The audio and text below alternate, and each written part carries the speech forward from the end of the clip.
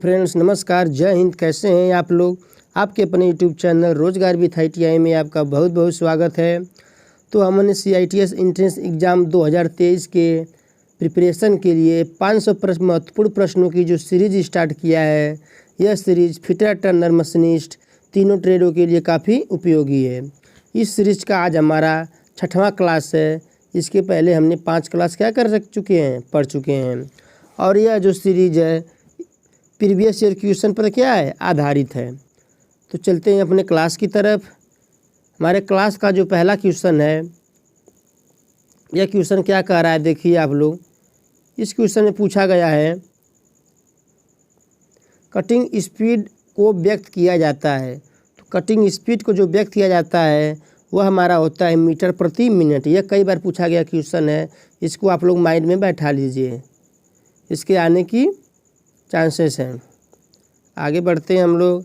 अगला क्वेश्चन हमारा क्या कहता है। अगला क्वेश्चन कहता है एक सामान्य प्रयोजन ड्रिल के लिए बिंदु कोण का मान क्या होगा। यानी जो हमारा ड्रिल बिट का पॉइंट एंगल साधारणतः कितना रखा जाता है, तो यह 118 डिग्री रखा जाता है। अगर कितने की रेंज में होता है तो आप कह सकते हैं 80 डिग्री से 140 डिग्री के मध्य रहता है। सॉफ्ट मेटल के लिए हमारा पॉइंट एंगल कम होता है, यह सॉफ्ट मेटल के लिए होगा। किस मेटल के लिए? Soft metal. और हार्ड मेटल के लिए हमारा पॉइंट एंगल अधिक रखा जाता है। इस बात को भी आप लोग क्या करिए, ध्यान दीजिए। आगे बढ़ते हैं हम लोग। अगला क्वेश्चन हमारा कहता है निम्नलिखित में से कौन सा ग्राइंडिंग व्हील से संबंधित है। तो ग्राइंडिंग व्हील से संबंधित का मतलब, कहने का मतलब है कि जो ग्लेजिंग भी किससे संबंधित है, ग्राइंडिंग व्हील से। ग्लेजिंग का अर्थ होता है जो हमारे एब्रेसिव कण है, जब ग्राइंडिंग व्हील में जो एब्रेसिव कण चिपके रहते हैं, जो कटाई का कार्य करते हैं, वह कटाई करते करते क्या होते हैं, घिस जाते हैं। जब घिस जाते हैं तो वह क्या होते हैं, चमकने लगते हैं, और जिसको हम लोग क्या बोलते हैं, ग्लेजिंग बोलते हैं। यानी कि क्या हो गया है, वह सतह चिकनी हो गई है, एब्रेसिव कण घिस चुके हैं। ट्रूइंग क्या होता है, जो ग्राइंडिंग व्हील जो हमारा होता है, ग्राइंडिंग व्हील आपको पता ही होगा, वह काफ़ी कम मात्रा में क्या करता है, धातु को हटाता है। तो ट्रूइंग जो होता है, जो ग्राइंडिंग व्हील का कहीं कहीं जो एब्रेसिव कण ज़्यादा घिस जाते हैं, कहीं कम घिसते हैं, तो इसकी जो ग्राइंडिंग व्हील होता है वह संकेंद्री नहीं चल पाता है। उसी को हम लोग क्या बोलते हैं, ट्रूइंग बोलते हैं। ठीक है, तो इसमें ग्लेजिंग और ट्रूइंग दोनों किससे संबंधित हैं, ग्राइंडिंग व्हील से संबंधित हैं। अगला क्वेश्चन देखते हैं हम लोग। अगला क्वेश्चन कह रहा है, ग्राइंडिंग व्हील से भी एक क्वेश्चन है दिया, चित्र में किस प्रकार के ग्राइंडर को दर्शाया गया है। तो यह हमारा जो ग्राइंडर है, यह पेडिस्टल ग्राइंडर है। इसको भी आप लोग क्या करिए, ध्यान दीजिए। अगला क्वेश्चन हमारा कह रहा है थ्रेडिंग के लिए टैप का प्रयोग होता है। तो टैप जो होता है हमारा आंतरिक चूड़ी काटने के लिए। किसके लिए? आंतरिक चूड़ी काटने के लिए। इसके विपरीत अगर डाई को पूछेगा आप लोगों से, तो आप कह सकते हैं कि बाह्य चूड़ी काटने के लिए। आगे बढ़ते हैं हम लोग। अगला क्वेश्चन हमारा कह रहा है निम्नलिखित में से कौन सा हैंड रीमर का एक हिस्सा है। तो हैंड रीमर में हमारी बॉडी भी होती है, सैंक भी होती है, सर्कुलर लैंड भी होती है, यानी ये सभी, यानी ऑप्शन नंबर डी हमारा क्या हो जाएगा, सही हो जाएगा। आगे बढ़ते हैं हम लोग। अगला क्वेश्चन हमारा कह रहा है निम्नलिखित में से कौन सा एक अर्धठोस स्नेहक है। तो स्नेहक में हमारा जो ग्रेफाइट होता है, यह क्या होता है, ठोस स्नेहक होता है। जो हमारा कास्ट आयरन है उसमें ग्रेफाइट की मात्रा पाई जाती है, जिसके कारण वह स्वयं लुब्रिकेंट होता है। जो ग्रीस होता है हमारा अर्ध अस्थायी होता है, अर्धठोस, यानी ऑप्शन नंबर बी हमारा सही हो जाएगा। और ये दोनों जो हैं वो क्या है, द्रव हैं। आगे बढ़ते हैं हम लोग। अगला क्वेश्चन हमारा कह रहा है निम्नलिखित में से शीतलक को उपयोग करने का क्या उद्देश्य है। तो जो शीतलक होता है वह हमारा कटिंग उपकरण और कार्यखंड को क्या रखता है, ठंडा रखता है, यानी ऑप्शन नंबर ए हमारा क्या हो जाएगा, सही हो जाएगा। ये जो क्वेश्चन हम लोग करा रहे हैं 500 प्रश्नों की सीरीज, यह 500 क्वेश्चन के साथ साथ आपके 5000 क्वेश्चन तैयार होने वाले हैं, जिससे आप लोगों को CITS एंट्रेंस एग्ज़ाम से रिलेटेड या फिर कोई भी आप एग्ज़ाम देंगे तो ये वीडियोज़ काफ़ी आप लोगों को क्या होंगे, उपयोगी होने वाली हैं। आगे बढ़ते हैं हम लोग। हमारा अगला क्वेश्चन बोल रहा है चित्र में दर्शाए गए उपकरण का नाम बताएं। तो जो उपकरण आपको दिख रहा होगा ये आप लोग फिटर वर्कशॉप में प्रयोग भी करते होंगे। यह जो उपकरण हमारा है यह हमारा वर्नियर कैलिपर है, जिसकी लिस्ट अकाउंट पूछता है हमारा 0.02 mm होता है। यह तो हमारा किस में हो गया, मीट्रिक में हो गया। ब्रिटिश में जो हमारा होता है 0.001 इंच हमारा किस में होता है, हमारा ब्रिटिश में होता है। इसके विपरीत अगर आप लोगों को माइक्रोमीटर का लिस्ट अकाउंट पूछेगा तो इसका लिस्ट अकाउंट होता है 0.01 mm, आपका मीट्रिक में हो जाएगा 0.001 mm, आपका इंच आपका ब्रिटिश में हो जाएगा। इसको भी आप लोग ध्यान दीजिए, लिस्ट अकाउंट ध्यान दीजिए। लिस्ट अकाउंट के बारे में हम बताए थे, किसी भी इंस्ट्रूमेंट द्वारा ली जा सकने वाली छोटी से छोटी माप उसकी लिस्ट अकाउंट होती है। Bevel protractor is to measure, जो बेबल प्रोटेक्टर का यूज हम करते हैं वो कोण को मापने के लिए करते हैं।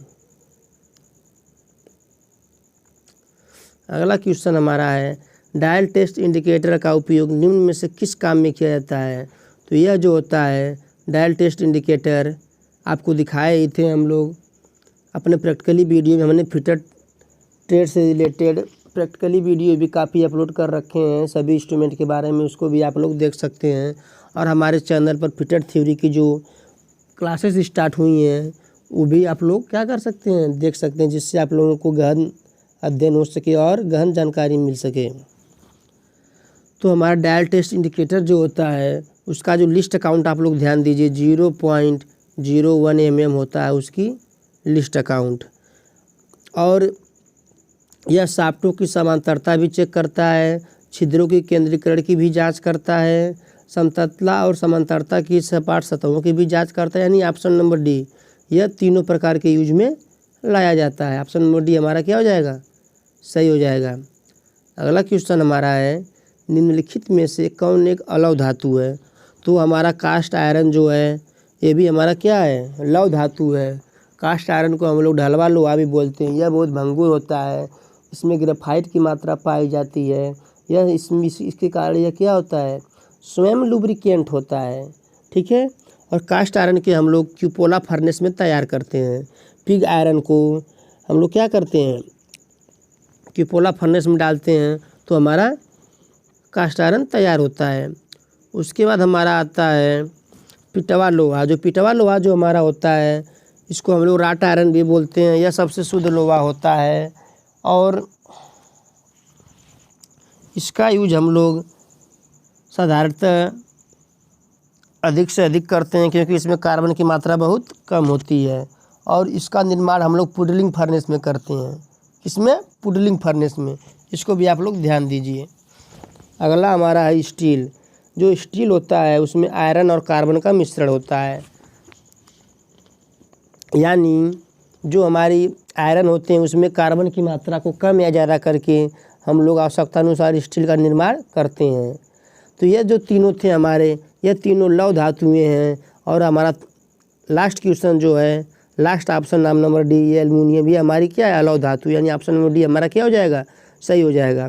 और एल्युमिनियम का एस क्या होता है, बॉक्साइट होता है। इसको भी आप लोग ध्यान दीजिए, भी पूछा गया क्वेश्चन है। आपको प्रत्येक प्रश्न से जितने भी संभवतः क्वेश्चन बनने वाले हैं हम पूरी तरह कराने की कोशिश करेंगे, बस आप लोग ध्यान से देखते जाइए। तो निम्नलिखित में से कौन सा धातु का भौतिक गुण है। जो भौतिक गुण होता है वह किसी भी पदार्थ को या धातु को या वस्तु को देखकर भी हम उसको भौतिक गुणों को बता सकते हैं। यानी उसके रंग के आधार पे, उसके भार के आधार पे, उसकी संरचना के आधार पे तीनों प्रकार के कौन से गुण हैं, भौतिक गुण है। इसके विपरीत अगर रासायनिक गुण होता है तो उसके हम लोग आंतरिक गुणों का अध्ययन करते हैं।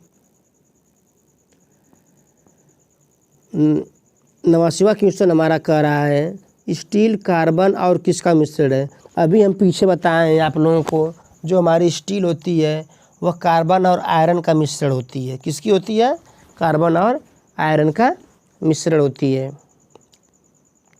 तो इसमें हमारा आयरन ऑप्शन नंबर सी हमारा क्या हो जाएगा, सही हो जाएगा।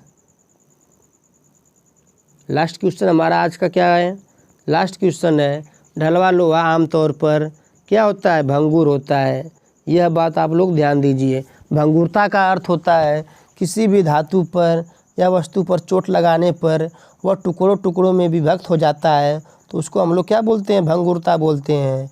तो हमारा कास्ट आयरन क्या होता है, भंगुर होता है, लेकिन इसकी कंप्रेसिव स्ट्रेंथ काफ़ी ज़्यादा होती है। इसी कारण भारी भारी मशीनों के बेड हम लोग किसके बनाते हैं, कास्ट आयरन के बनाते हैं। इसको दबाव सहन करने की क्षमता ज़्यादा होती है। जो हमारा लेथ मशीन का बेड होता है वो भी हमारा कास्ट आयरन का ही बना होता है। और इसकी हम लोग क्या करते हैं, फ्लेम हार्डनिंग करते हैं। इसकी हम लोग फ्लेम हार्डनिंग करते हैं। ये भी क्वेश्चन पूछा जाता है, जो लेथ मशीन का जो बेड होता है उसमें क्या करते हैं, कौन सी हार्डनिंग होती है, तो उसकी फ्लेम हार्डनिंग होती है। आगे बढ़िए। मेलिबिलिटी जो होता है हमारा, मेलिबिलिटी मतलब धातु को अगर हम पीटते हैं तो वह चादरों के रूप में क्या होती है, फैलती है। उसको हम लोग क्या बोलते हैं, मेलिबिलिटी बोलते हैं।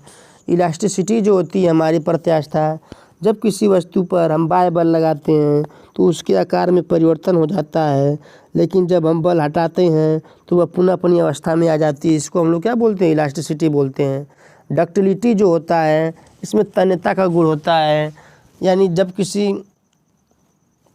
किसी भी धातु को तार के रूप में खींचने के जो गुण होता है उसको हम लोग क्या बोलते हैं, डक्टिलिटी बोलते हैं, यानी तन्यता, जिसको हम लोग तान सकते हैं।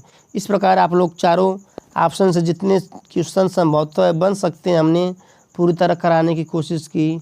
और हमारी जो CITS एंट्रेंस एग्ज़ाम की जो तैयारी चल रही है उसके लिए आप लोग हमारे साथ जुड़ जाइए। और आपके मनपसंद कॉलेज के लिए हम मेहनत कर रहे हैं ताकि आप लोगों का मनपसंद कॉलेज मिल सके, क्योंकि हमने CTI किया है और अपने मनपसंद कॉलेज से किया है। तो हम आपको जो भी बताएंगे संभवतः सही जानकारी बताएंगे। और आप लोगों को कोई भी अपडेट अगर CITS एंट्रेंस एग्ज़ाम से चाहिए तो हम आपको पूरी तरह देने की कोशिश करेंगे। इस प्रकार हम आज की क्लास को समाप्त करते हैं। मिलते हैं अपने अगले क्लास में, तब तक के लिए जय हिंद।